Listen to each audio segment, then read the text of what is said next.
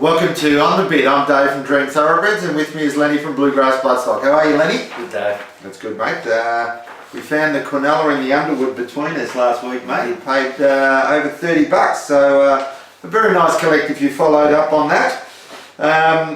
Long weekend of racing, Friday night, Saturday and Sunday at Caulfield, but only two Group 1s over this weekend, and the first Group 1, mate, comes on Friday night, the Moir Stakes over 1,200 metres at weight for age. And who do you like in the Moir, mate? Dave, Mooney Valley, it's a quality field, but I'd say they'd be disappointed with such a small field for a Group 1 sprint. But what I can see is I think it's going to be a pretty solid gallop, even though with Buffering in the race. I can see Buffering, he's drawn 3, Lankan Rupee's drawn 2. I think Newell will probably try and hold out Buffering for probably the first furlong, just make him work, and then I think Buffering will probably cross Lankan Rupee, and Lankan Rupee will get his back. You know, he's pretty toxic sort of odds, $1.50, but really I think he's going to improve heaps from his first up run. And I think he's going to get a much nicer run here where he travelled deep last time from the barrier 9, so he's going to get a much nicer little sit here, and I think he'll probably be too good for him. If they do bet $1.70, $1.80 on the day, I think that's good going, but $1.50 is pretty short. 5-horse field, yeah, much struggle, but yeah, small field, two favourites control the race. I didn't think they'd go so hard. He probably will keep him out for the first 100 or so, but I think he will let Buffering cross. Buffering's got a great first up record, but he's first up over 1,200 here, so I don't think he'll want to go too hard from start to finish. So I think he'll cross and lead, and then they'll sort of sit up a little bit. I expect Newell to sort of let him cross and then just trail him. He'll probably start applying the pressure around the 600 and really start to wind up before the turn. Yeah, I think it'll be a good fight, but I do think Lankan Rupee will be too strong and win it. I don't think Angelic Light can win this, because I don't think she'll get the same cart into the race that she got last start off the very fast tempo. So I think she'll find this much harder. $1.45, very skinny. It's not a race I really want to bet in, so but I do think Lankan Rupee is on the bit. The second Group 1, mate, is the Rupert Clark Handicap over 1,400 metres at Caulfield on Sunday. This is, and a really good race here, mate. A good handicap race. Cracking race. Yeah. So Caulfield will be wrapped with this turnout of horses here. I think it's pretty even, apart from Dissident, who's gone to obviously the next level, Dave. But he's been handicapped accordingly for going to that level. My selection is actually on the minimum. He's only got 52 kilos. He gets 6 kilos off Dissident, and that's Sistine Demon. I think he's a very smart galloper. He won by 6 lengths at Caulfield last prep, beating Gig. He did come from 18, so if you're a bit worried about the gate, he came from 18 that time, so he's going to come from 11. I think he'll be able to cross. Whether he leads or he sits off Sweet Idea, that be the jockey will make that decision, but I think even if he sits on Sweet Idea, he'll be pouncing at the turn, and I think he's a great each way bet at the $8 or $9, and I thought he's obviously his first up run was really good at Flemington Day when he led and just got tight just the last bit. So. Now, I've got a bit of a theory here that the track will play to on paces, because the rail is back to the true. It was out 6 metres last start. So I think the back markers will be disadvantaged if they go too far out wide. For this reason, I'm concentrating on the on paces, and I think the upset can be Sistine Demon, mate. I think he ran a huge race first up, sharing the lead on a very solid pace. They surged mid-race, and he was still working home strongly on the slower side of the straight course. They actually came down the outside, the place getters. And to me, he seemed to resent running down the straight, so I expect him to be back around the bend. He'll improve a lot, and he'll improve a lot off the first up run. I think he's been perfectly set for this race from the winter. He's 5 wins from 5 starts at the distance. He drops 4.5 kilos on his first up run. He does need to get across from barrier 11 quickly though, because there is a bit of pace inside of him. But I expect him to do that, and then I think he'll cause a lot of cheek. Yeah, I actually found him at about $11. I think he'll start even maybe around $15 on the day, because I think it'll be a very even betting race. So I really like him. I think his danger is speediness. He ran a bottler of a race first up in the same race as Sistine Demon. He was an unlucky fourth in this race last start with the same weight he carries on Sunday. He drops 5 kilos from his first up run. He will need a lot of luck in running though, this horse, and that's why I've gone for Sistine Demon in front of him. But if they go real hard in front, because there is a bit of pace, and he can weave his way through, he needs a bit of luck for that. He'll be powering home the last 100, and he's another good chance at about $10 fixed. And I'll even give you the trifecta, mate. I think Sweet Idea is another on pacer who'll be right in the money there. So I reckon you can box those three and you might get a nice collect.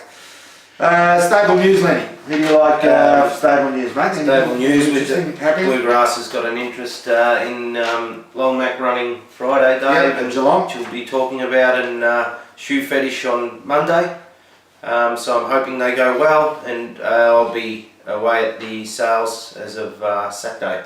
So it'll be pretty busy there at the Patnack sale. So people can contact you on your mobile while you're at the sales, which you'll be on the at the credits at the end of this on the bit. I'll have Lenny's mobile number and my mobile number if you want to contact me.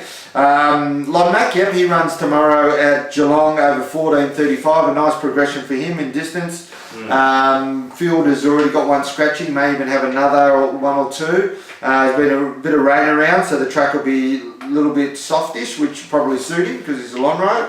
So I think he can be in the money again. It's a even race, strong race, not easy, but he's drawn a nice barrier, so he should get a nice run. And Shoot Fetish is hopefully going around on Monday at Kilmore. We haven't got the acceptances yet; they'll be later this morning. And if she gets a run and there's a bit of rain around on that softest track again, we think she'll improve a lot from her first up run. She's come through in her coat, and we're expecting big improvement. Hopefully she gets a run, because we really think she can win that race. Best on breeding, Lenny. How's the best on breeding going? David, it's a bit of an interest to us guys actually. It's race 8, number 13 in Sydney, Miss Promiscuity. Yep. It's by a leading Victorian stallion in Magnus, who's doing a really good job. This filly's dam is Zipstream, who's a Metropolitan winning daughter of the American stallion in Distant Music. It's a family of group performers in Amtrak and Furio. It's essentially a speed family. Miss Promiscuity's already Group 3 placed at Flemington, and Dream Thoroughbreds have a full sister with Wes Hunter that's showing a fair bit of promise. Yeah, she is. Yeah, she's probably going to be an autumn 2-year-old just after Christmas, and hopefully we can get it at a Blue Diamond. Value bets. I've actually gone for a horse in the same race, actually, race 8, number 1, Belle de Cure. This mare has been racing in stakes grade for the last 6 starts and drops back to this benchmark 84, which Miss Promiscuity is going back to. She gets 3 kilos off for Winona Constant and gets in at 1.5 kilos above the minimum. Drawn barrier 3. She'll settle midfield and should get a cosy run. She could have raced against Catkins. Miss Promiscuity didn't go against Catkins either. They decided for this easier option, and she's around $7 to $8. I think she's tremendous value in this race. So it's a good betting race, that last at Rose Hill. On the bit, Lenny. Who's on the bit for this week, mate? Moonee Valley, Dave. Race 5, eloping. You haven't made this one, have you? She's 20 rating points above the next highest rated filly. She meets the whole field at set weights. Did run 3rd last time, the Angelic Light and Lincoln Rupee.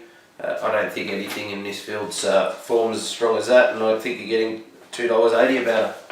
Okay, well, just to prove that this isn't scripted, okay, I'll give my off the bit lay for this week. My off the bit lay this week is eloping. I'm just a little bit worried that the first up run was against Lincoln Rupee. Has taken a bit out of this filly. They matched strides for pretty much 800 of that 1,000 metre race, and they went really hard. She's stepping up to 1,200. I just think there's a little bit of pace inside her, so I think they'll be able to match her early. I just think she's a little bit of a risk to me at the $2.50, so she was off the bit for mine. Now give me your off the bit lay, mate, because you'll find a funny thing about this. It's your on the bit special. Bring me the money. Good filly, but there's big hype on her. I think her 2 career best runs been in the on the Golden Slipper, and a previous run was on a heavy, her Group 1. They've both been heavy tracks. I don't think she'll be getting that surface there at Caulfield on Sunday. It should dry up, yeah. Yeah, that should be a much firmer surface. She's a Golden Rose run was a good run. She got held up, but she still finished 8th in that field. She's going to come back to Melbourne and run around, drawing an inside gate where she's a filly that probably needs to be out wide because she gets back. So she's the $3 quote. I thought she was a bit of a risk for mine. Well, I've made her on the bit special. I thought she ran a good race in a male-dominated Golden Rose last start. Luke Nolan just took the wrong option in the straight. He's not a jockey that really rides Sydney very well. She wouldn't have won the race, but I think she would have been close to the placings if he had taken the right run. She's third start into this prep at the same distance as the Golden Rose, so I just think she'll be rock hard fit for the 1400. Even though she's giving her rivals a little bit of weight, I actually think she's quite good, this filly. I think she'll be too good for them, and I think she can go a long way into the spring. $2.80, $3. I actually thought it was not a bad price in a race that I thought she could dominate. So so there you go. We're not scripted it on the bit. We'll see who's right next week. We'll update you on Twitter on who's winning the scores this weekend. So good luck. It's a bumper weekend of racing. There's the grand final on Saturday for the AFL followers, and we'll see you next week. Cheers, guys.